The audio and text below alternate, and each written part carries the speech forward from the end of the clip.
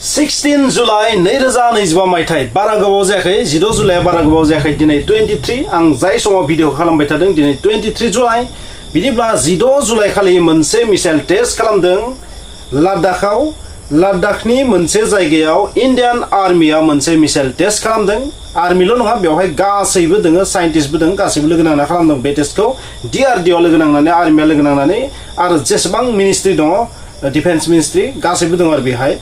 लोगो नांनानै आकाश प्राइम नामनि मिसाइल मोनसे टेस्ट खालामदों भारतआ स' बे आकाश मिसाइला मा बेनि सोमोन्दै नोंथांमोना फंनैसो जोबोर सुंद'यै बुंनो फैदों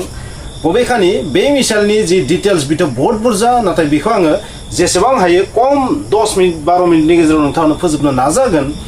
स' आकाश प्राइम नामनि मिसाइलखौ लादाखआव 15,000 फुट गोजौआव बेखौ टेस्ट खालामदों आरो बे टेस्टआ 100% सक्सेसफुल जादों जोमैनि आन्दाराव थानाय मोननै हाई स्पिड ड्रोनखौ इन्टारसेप्ट खालामनानै थेर बेथेर खालामनायनि मोनसे भिडिअ फुटेज नोंथांमोना निउसाव नुबाय थादों जानांगौ बबेखानि बे फुटेजखौ आं नोंथांमोननो होनो हागोन ना हाया मिथिया जुदि पसिबल जायोबा नोंथांमोना आं बेखौ दिन्थिगोन आंनि बे स्क्रिनाव स' जियानो जाया मानो आकाश मिसाइला मा बे आकाश मिसाइलनि सोमोन्दै नोंथांमोना आङो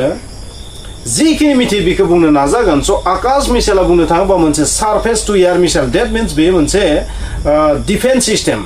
माने एयार डिफेन्स सिस्टेम होनना बुंनांगोन बेखौ surface to air missile that means हानिफ्राय बिखौ अख्राङाव बिरनानै फैनाय fighter jet fighter aircraft helicopter cruise missile ballistic missile बबेखानि बेलिस्टिक मिसाइलाव बेसेबां इउजफुल जागोन बेखौ बुंनो हाया नाथाय क्रुज मिसाइल बा ड्रोन बेबायदि बिरनानै फैनायखौ प्राय 25 निफ्राय 45 किलोमिटार रेन्जआव बे मा खालामनो हागौ इन्टारसेप्ट खालामनो हागौ आरो बे मोनसे एयार डिफेन्स सिस्टेम होनना बुंनांगोन भारतनि आरो बे एयार डिफेन्स सिस्टेमनि जि साक्सेसफुल बेनि जि पारफर्मेन्स बे पारफर्मेन्सखौ अपारेशन सिन्दुराव जों नुनो मोन्दों माबादि पाकिस्ताननिफ्राय फैनानै बै माखासे मिसाइल ड्रोनफोरखौ बे इन्टारसेप्ट खालामनानै 100% साक्सेसफुल रेटखौ दिन्थिदोंमोन आरो पाकिस्ताननि जि इन्डियाखौ खालामनाय एटाक बेखौ फेलें खालामना बेयो मैखोम बिहोमा लादोंमोन बे आकाश एयार डिफेन्स सिस्टेमा स' बे आकाश एयार डिफेन्स सिस्टेमा जाबाय इन्डिजिनास डेट मिन्स जोंनि भारतनिनो टेक्न'लजि बेवहाय गुबुन हादरनि जेबो हेल्प गैया कमप्लिटलि DRDO बेखौ बानायदों DRDO बेखौ बानायनानै बेनि जि इउजफुलनेस बेनि जि गोनांथि बेनि जि बाहायजाथाव केपाबिलिटि बेखौ अपारेशन सिन्दुरनि थ्रुयै प्रुभ खालामनोबो हादों आरो बे मिसाइलनिनो गुबुन गुबुन जि भार्सन जेरै आकाश 1S मोनसेया जाहैबाय आरो मोनसेया जाबाय आकाश प्राइम आरो थांनाय 16 जुलाइआव खालामनाया बे आकाश प्राइमानोमोन आरो मोनसेया जाबाय आकाश NG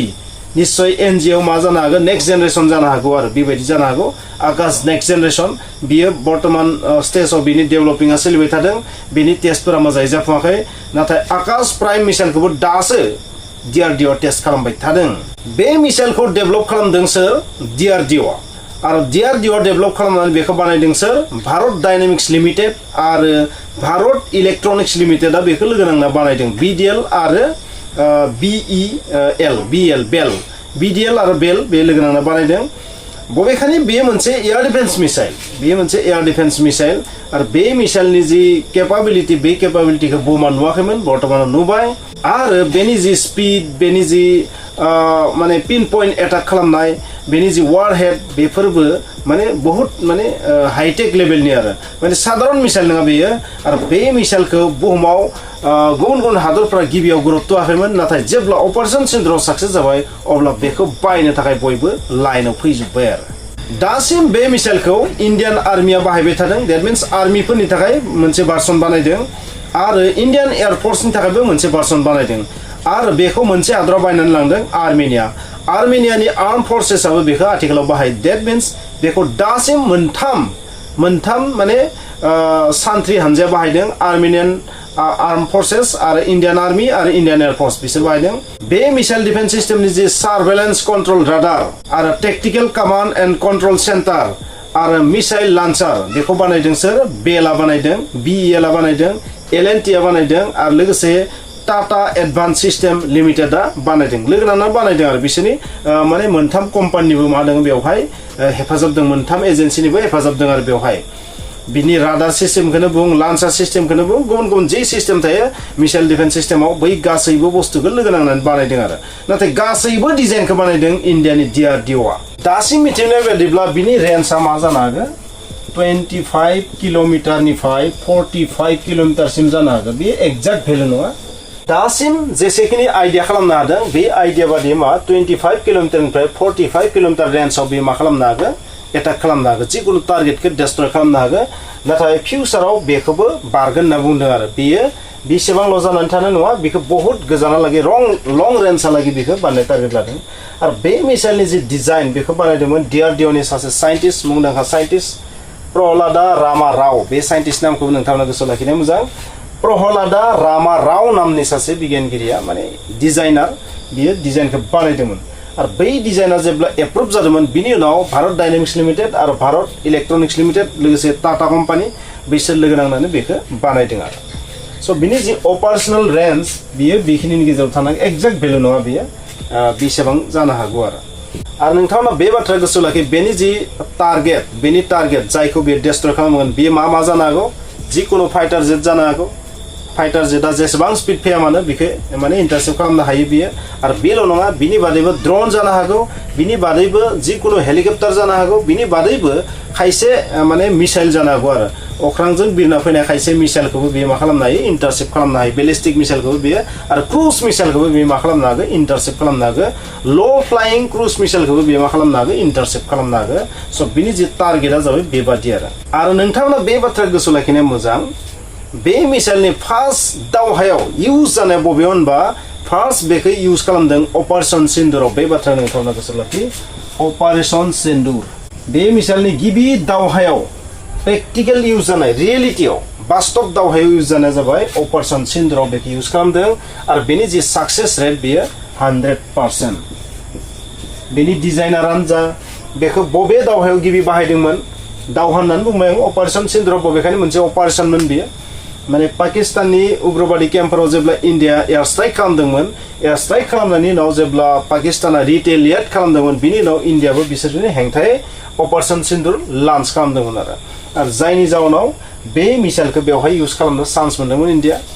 स' बे मिसाइलनि जि बेसेन मोनसे मिसाइलनि बेसेना पार इउनिट प्राय 2.3 crore होनना बुंदों आरो मोनसे मिसाइलनि बेसेना दासिम इन्डिया मिथिनाय बादिब्ला 15,500ता आकाश मिसाइल बानायनानै दोनबाय होनना बुंदों आरो 15,500 स' बेबायदि एयार डिफेन्स सिस्टेमाव मा थायो एयार डिफेन्स सिस्टेमखौ जेब्ला मिसाइलनि मोनसे जथाय थायो बेखौ बेटारि होनना बुङो ना बेटारि आं बेटारि होनना बुंबाय मोनसे बेटारियाव मा थायो मिथिनाय बादिब्ला मोनब्रै लान्सार थायो होनना मिथिनो मोन्दों आरो मोनसे लान्साराव मोनथामै मिसाइल थायो होनना बुंदों आकाश मिसाइल थायो मोनसे लान्साराव मोनथामै थायो गासै लान्सार मोनब्रैदो मोनसे बेटारि जायो स' मोनब्रै लान्सार मोनथाम मिसाइल गासै टटेल बेसेबां 12टा मिसाइल जागोन द्याट मिन्स मोनसे बेटारियाव मा थागोन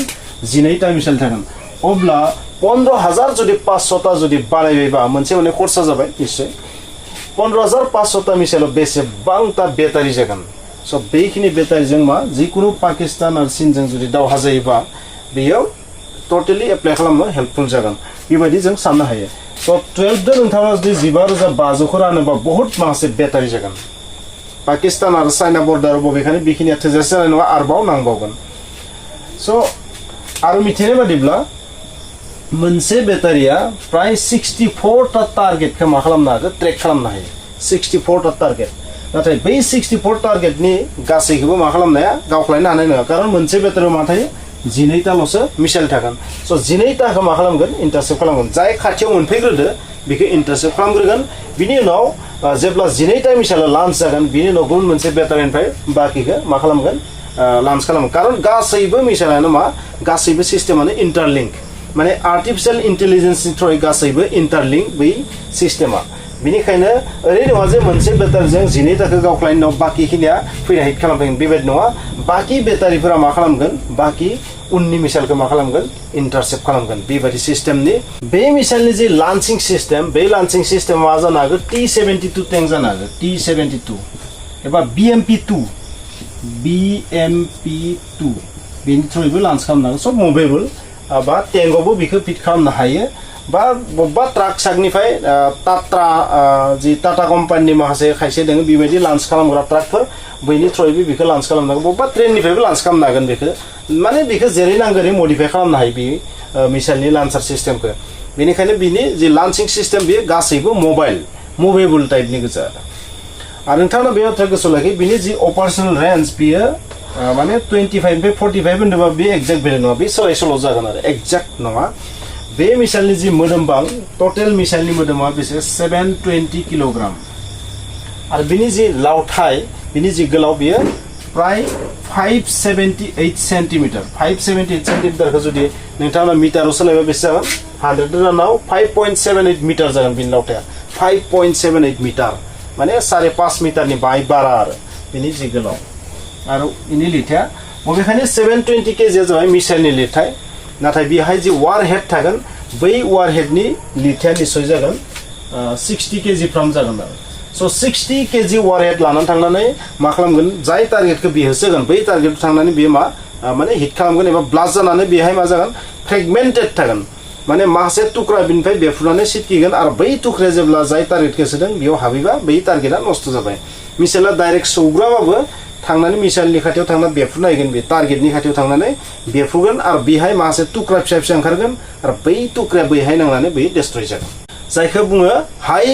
एक्सप्लोसिव फ्रेगमेन्टेशन होनना बुङो बे जि एक्सप्लोसिव हाई एक्सप्लोसिव फ्रेगमेन्टेशन माने बेफ्रुनानै टुक्रा टुक्रि जाना सिटकिजोबलांगोन चारिय'फाले आरो बेयो जायराव नांगोन बे मुवायानो नस्त जागोन नोंथाङा सानदों बे मिसाइलनि स्पिडा बेसेबां जागोन बे मिसाइलनि स्पिडा जागोन 1.8 मेक निफ्राय 2.5 मेकसिम बबेखानि ब्रह्मस मिसाइलनिख्रुइ खम जागोन बेनि स्पिडा 1.8 मेगनिफ्राय 2.5 मेगनि गेजेराव बेनि जे फ्लाइट सेलिं बे 20 किलोमिटार होनना मिथिनो मोन्दों आरो बेनि जे फ्लाइट एल्टिट्युडआ बेसे होनना मिथिनो मोन्दों 18 किलोमिटार होनना मिथिनो मोन्दों स' बेबायदि बेनि लॉन्चिं प्लेटफर्मनिफ्राय लानानै बेनि जि अपारेशनेल डिस्टेन्स रेन्जखौ लानानै हमनानै बेनि जि फ्लाइट सेलिंखौनो बुं बेनि फ्लाइट एल्टिट्युडखौनो बुं बेनि टारगेट हिट खालामनाय केपाबिलिटिखौनो बुं गासैबो बिथिङाव बे मिसाइला मा प्रुभ खालामनानै दिन्थिदों आरो आकाश प्राइमाथ' आकाश जि नर्मेल जि आकाश मिसाइल आकाश 1S बिनिख्रुइबो बहुत हाइटेक होनना मिथिनो मोन्दों स' बेयो पाकिस्तान आरो चीननि थाखाय मोनसे टेनसननि बिषय आरो आथिखालाव बे मिसाइलखौ बायनो थाखाय माखासे हादरा लाइनाव फैदों जाबायदि ब्रह्मस मिसाइलखौ प्राय दासिम 40तासो हादरा बायनो थाखाय रेडि जानानै दं लाइनाव जानानै दं आकाश मिसाइल डिफेन्स सिस्टेमखौबो बहुत हादरानो बायनो थाखाय लाइनाव फैदों स' बिदिब्ला नोंथांनाव बेखिनि खिन्थाबाय आरो माखासे बाथ्रा दंबावोमोन बे मिसाइलनि सोमोन्दै नाथाय भिडिअआ बांद्राय गोलाव जागोन बेनिखायनो नोंथांनो आं खिथायाखैसै जायखिजाया इन्डियानि जि मिसाइल डिफेन्स सिस्टेम ना बे जोबोर स्ट्रं नाथाय इन्डियानि हाथियारफोरखौ सोनाबनि हादरफोरा गुरुत्व होआ गासैबो आमेरिका आरो रासियानि हाथियारफोरखौ बहुत पावारफुल होनना सानो नाथाय बे बाथ्राया अरायबो सैथो नङा इन्डियानि जि हाथियारफोर बे हाथियारफोराबो बे बुहुमाव मोनसे प्रुभ खालामना दिन्थिदों आरो गासै हाथियारनि मार्केटआव इन्डिया जोबोर गोदानै सुपारै मा जादों एन्ट्रि जानो थांगासिनो दङ ब्रह्मसखौनो बुं आरो आकाश मिसाइल डिफेन्स सिस्टेमखौनो बुं आरोबाव मोनसे डिफेन्स सिस्टेम फैबावदों ड्रननि थाखाय आकाश तीर बे आकाश तीराबो बुहुमाव बहुत पपुलार जाना फैदों आथिखालाव बेल' नङा इन्डियानि माखासे हाथियारफोरा लासै लासै मार्केटआव एन्ट्रि जानो स्टार्ट जादों नाथाय सोनाबनि जि मन'पलि बे मन'पलिया लासै लासै डाउन जालांनो हमदों आरो इउरपनि हादरफोरा आमेरिकानि हाथियारखौ इउज खालामो नाथाय इन्डियानि हाथियारखौ बिसोर इउज खालामा नाथाय लासै लासै इन्डियानि ब्रह्मस मिसाइलखौ बिसोरो बिनो हमदों नेट' कान्ट्रिसफोराबो